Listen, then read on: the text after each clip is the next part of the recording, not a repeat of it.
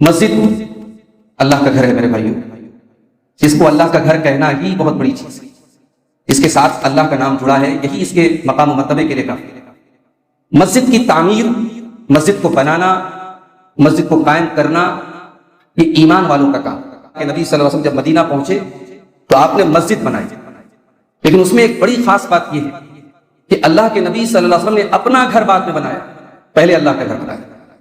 دیکھیے ہماری ترجیحات بتاتی ہیں کہ ہم کس چیز کو کتنی اہمیت دیتے ہیں۔ مسجد میں آپ کے پاس چند لوگ گئے، آپ نے چند روپیے دے دیے جس سے مسجد کھڑی ہو گئی، یہ بہت بڑا کمال نہیں ہے۔ آج کی دنیا میں سب سے قیمتی چیز انسان کا ٹائم۔ آج آپ چندہ دے کر کے اور چند پیسے دے کر کے آپ یہ سمجھتے ہیں کہ آپ بری ذمہ ہو گئے، معاف کیجیے۔ اللہ کے پیارے نبی نے اپنے ہاتھوں سے پتھر اٹھا کر کے مسجد نبوی کی تعمیر کی۔ صحابہ کرام نے اپنے خود اس میں لیبر کا اور مستری کا کام کیا تھا۔ یہ ایک جذبہ تھا کہ اللہ کا گھر بنانا ہے۔ میرے عزیزوں، یہ مسجد کی تعمیر یہ ہماری سوسائٹی میں ایمان کی زندگی کی علامت ہے۔ اور میں یہ بھی بتا دوں، آج یہ مسجدیں آج ہم نے بہت محدود کر دیا ہے۔ صرف 5 ٹائم کی نماز پڑھنے کے لیے اور جمعہ کی نماز کے لیے، معاف کیجیے گا، مسجدیں نہیں چلتی۔ ذرا آپ تاریخ اٹھا کے دیکھیے، ان مسجدوں نے بڑے بڑے ائمہ کو پیدا کیا ہے، ان مسجدوں میں نسلوں نے پرورش پائی ہے۔ اس امت کے بہترین افراد نے انہی مساجد میں تعلیم حاصل کی۔ آج سے 1400 سال 1300 سال پہلے امام مالک رحمۃ اللہ علیہ مسجد نبوی میں بیٹھ کر حدیث کا درس دیتے ہیں، اور سارے عالم اسلام سے لوگ آ کر کے ان کے پاس حدیث کا درس حاصل کرتے ہیں۔ ابو ہریرہ رضی اللہ تعالیٰ عنہ مدینہ کے بازار میں جاتے ہیں اور بازار میں جا کے بزنس مین لوگوں سے کہتے ہیں، ذاک میراث النبی صلی اللہ علیہ وسلم یقسم وانتم ہاہنا، ارے جاؤ نبی کی مسجد میں نبی کی میراث بٹ رہی ہے، تم یہاں بیٹھے ہوئے ہو۔ مدینہ کے سارے ویاپاری مسجد کی طرف دوڑے۔ ابو ہریرہ وہی کھڑے ہیں مارکیٹ میں، ویاپاری مسجد کی طرف دوڑے، مسجد میں جھانک کر کے آئے، کہا ابو ہریرہ کیا بات کر رہے ہو، وہاں تو کچھ نہیں ہے۔ کہا کچھ تو دیکھا ہوگا۔ کہا رأینا قوما یصلون ورأینا قوما یتذاکرون الحلال والحرام ورأینا قوما یتلون القرآن۔ کہا کہ ہاں مسجد میں دیکھا کچھ لوگ نماز پڑھ رہے ہیں، کچھ لوگ حلال و حرام کی باتیں کر رہے ہیں، کچھ لوگ قرآن کو پڑھ رہے ہیں۔ کہا کہ یہی تو نبی کی میراث ہے، وَيْحَكُمْ ذَاكَ مِيرَاثُ النَّبِيِّ، یہی تو نبی کی میراث ہے۔ آج ہماری مسجدیں، معاف کیجیے گا، بڑی محدود ہیں۔ آج مساجد میں دروس کا اہتمام ہوتا ہے، مگر ہماری دلچسپی کتنے لوگ ان دروس میں بیٹھتے ہیں؟ ہم علم سے بھاگ رہے ہیں میرے پیارے ساتھی۔ یاد رکھو، ان مساجد کی اہمیت کو سمجھو، اور آج اتنا بڑا انفراسٹرکچر ہمارے پاس موجود ہے مساجد کی شکل میں، ان مساجد کا ہمیں اور بھی استعمال کرنا چاہیے۔ ان مساجد کو ہم ایک تعلیم گاہ بنائیں۔ ہمارے وہ بچے جو اسکولوں میں پڑھتے، مدرسے میں نہیں پڑھتے، جن کے پاس دین کی تعلیم نہیں ہے، آپ ان مسجدوں میں مضبوط مکتب کا انتظام کیجیے، اچھی تنخواہوں پر اساتذہ کو رکھیے، اور ایسا سلیبس رکھیے کہ 1 گھنٹہ 2 گھنٹہ آپ کے بچے مسجد کے مکاتب میں آئیں اور پڑھیں اور دین کی بیسک نالج لے کے جائیں۔ آپ کا بیٹا اور آپ کی بیٹی اتنے مضبوط ایمان اور عقیدے کا بن جائے، دنیا کے کسی کونے میں چلا جائے، اس کے ایمان اور عقیدے کو کوئی خراب نہ کر سکے۔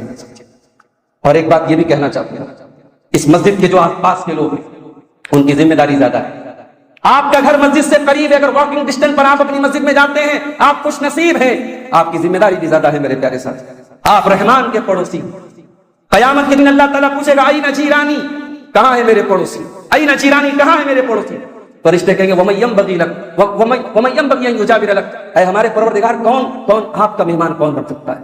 اللہ فرمائے گا أَيْنَ عُمَّارُ الْمَسَاجِدِ، مسجدوں کو آباد کرنے والے کہاں ہیں؟ آج مسجدوں کے سلسلے میں جب لوگ بات کرتے ہیں تو جمعہ کی بات کرتے ہیں، جمعہ کی بات کرتے ہیں کہ جمعہ میں ہمارے مسجدیں بھر جاتی ہیں۔ کیوں نہیں آپ کی مسجدیں نمازوں میں بھرتی ہیں؟ کیا ہمارے اوپر صرف جمعہ کی نماز فرض ہے؟ اور پھر ہم یہ بھی دیکھیں کہ خواتین کے لیے آج ہمارے الحمدللہ مسجدوں میں خواتین کا انتظام ہے، لیکن جمعہ میں کتنی عورتیں آتی ہیں، یہ بھی ایک سوال ہے۔ اور یہ بھی ایک سوال ہے کہ کیا صرف جمعہ کے خطبے سے عورتوں کی اصلاح ہو جائے؟ حالات کتنے بدتر ہیں میرے بھائیوں، ہماری خواتین دین سے اس قدر دور ہیں کہ بیان کے باہر۔ یہ حالات آج ہمارے معاشرے کے لیے، اسی لیے میں کہتا ہوں کہ اپنی خواتین کے لیے بھی مساجد میں پابندی سے دروس کا انتظام کروائیے، ان کو تعلیم دیجیے، صرف جمعہ کے خطبے سے کام نہیں چلے گا۔ بہت دین کی کمی ہے میرے پیارے ساتھیوں۔ نبی کے دور میں جب اللہ کے پیارے نبی دین سکھاتے تھے، عورتیں آ کر کے کہتی تھی غلبنا علیک الرجال، اے اللہ کے نبی مرد حضرات بازی مار لے گئے، عورتوں کو دین نہیں پہنچ رہا ہے، تو اللہ کے پیارے نبی نے ان کے لیے الگ سے نصیحت کی مجلس قائم کی۔ آج ہماری مساجد میں میرے بھائی، آخر میں جماعت کے اہل خیر حضرات سے گزارش کروں گا کہ مسجد کی توسیع میں بڑھ چڑھ کر کے حصہ لیں۔